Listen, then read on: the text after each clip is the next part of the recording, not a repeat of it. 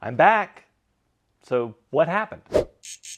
Last week I left a bit of a cryptic message on my posts on YouTube, and some of you guys were asking, and most of you just said get better soon and be well, and some of you were asking what happened.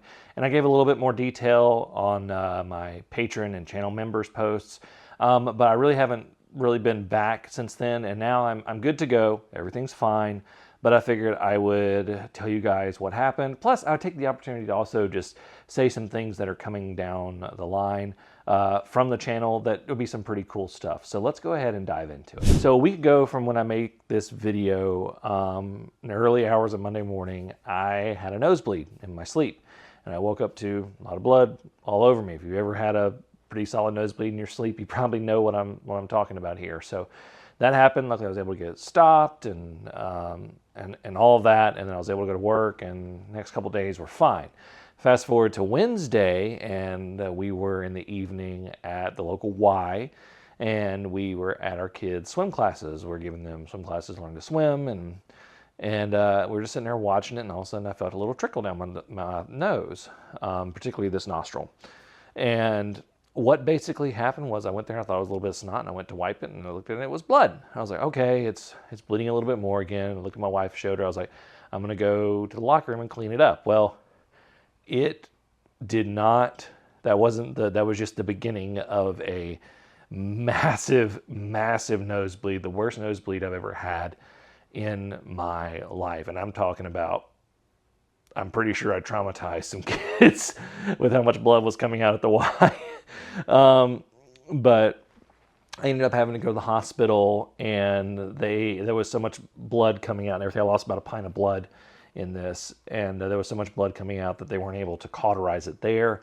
So they did a nasal pack, which they used something called a rhino rocket, which if you've ever had one of those done, you know it is not the most pleasant experience. And that's putting it lightly. It was one of the most painful things I've experienced in my life when they put that up my nose. And so they really got it up there. They got the bleeding stopped. I was able to go home. I didn't have to spend the night in the hospital. But it was really, really painful. And I mean really painful. Imagine a combination of, like, it was just stuffed up to here. I'll put a picture of it with it in my nose. And then also, it felt like the worst sinus infection I've ever had. It felt like my teeth were about to shoot out of my head. My ears were hurting. All sorts of things. So we were getting a little worried because the next day I was just in pain the whole time. And the doctors had given me pain medication, and I was using it exactly the way it prescribed it. But it was just not helping. So we made an appointment with the first ENT we could get in with, and on Friday I went in there, and he basically told me, he's like, you should not have to manage the pain of a rhino rocket with prescription pain meds. So they took a little bit of air out of the balloon that's in the rhino rocket, and that was a lot better and basically made it easier to deal with. And I've been resting ever since, and you can leave it in a rhino rocket for up to 5 days, which is what they did. And this morning, went in, they took it out, and they saw that I had, it sounds a lot more dramatic than it was, basically I had an artery rupture in my nose. And it was an anterior one. Luckily it wasn't a posterior, which is in the back of the nose. But it had healed over those 5 days, and they took it and they chemically cauterized it. So if you see a little bit of stuff right here, that's the silver nitrate, which is some fun stuff if anyone's ever done that. But they used a few sticks of silver nitrate, cauterized it really good, and now I'm back to normal. I'm still going a little bit easy doing that, but it was not a fun experience. So, but that's basically what's happened over the last week. I'm getting a lot of snot because of everything going on in my nose. Yeah, I keep freaking out because I get a little bit of snot that rolls out of my nose, and I'm like, oh my God, is it blood? I say all this just to say that if something's wrong, don't be afraid to go to the hospital. I know we as men can sometimes want to tough it out and things like that, but do not be afraid, do not worry, do not think you can tough it out, because I definitely could not have toughed out this nosebleed. It was going too badly, and by the time I would have done something purely by myself or something like that, it could have been a lot worse. So if something's wrong, something feels wrong, go to a doctor. If something's really hurting, go to an urgent care. If you need to go to an emergency care, do it. Don't wait for it. I think it's a pretty awesome coincidence that National Men's Health Month and National Model Train Month are the same month. So yes, always take care of yourself. Make sure if something is wrong or feels wrong, don't try to tough it out. Go and get it fixed, get it looked at, those kind of things. So enough of my preachiness. Let's talk about a little bit about what's going to be coming up over the next 6 months to a year. I got a lot of stuff I can show you guys because I'm working on stuff months in advance here. So let's take a look.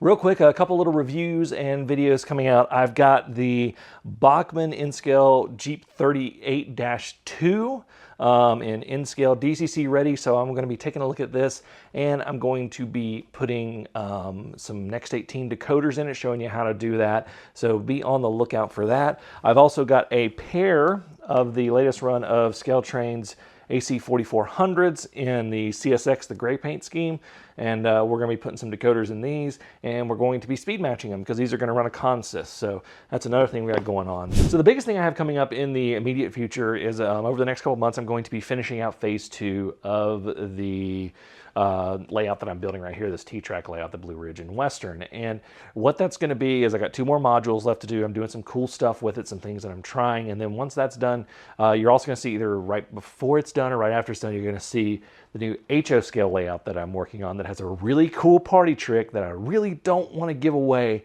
I'm going to give it away to my patrons slightly before the layout comes out, which will hopefully be later this month or into the beginning of July. But it's a really cool thing. I've been wanting to do this for 2 years. I've had stuff to do it for 2 years, and now I'm finally doing it, and it's really, really cool. So, but I've also decided on what MRR3 is going to be.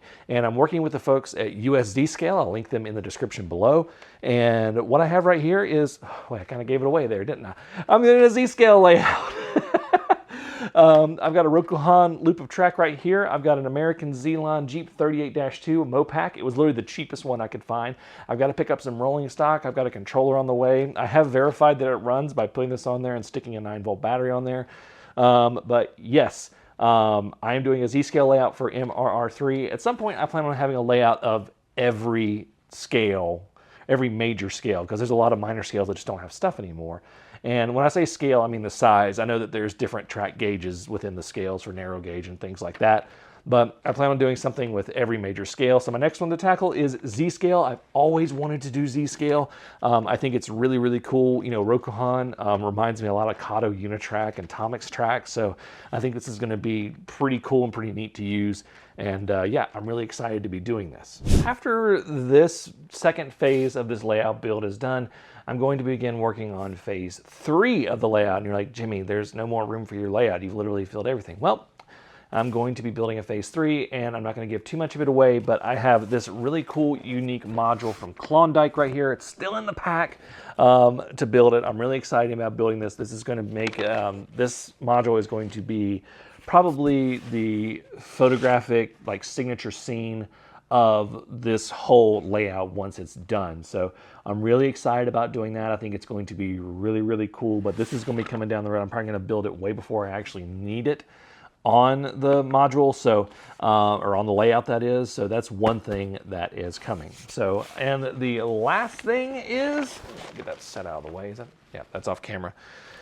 Is that I realized with everything going on that I never announced the winner of the Rolling Thunder receiver. So we're going to announce the Rolling Thunder receiver right here. The winner right here. I've got him right here. I drew him just a minute ago. And it is Fraser 572. That's Fraser 572. I put the name right here. Check that out. Congratulations.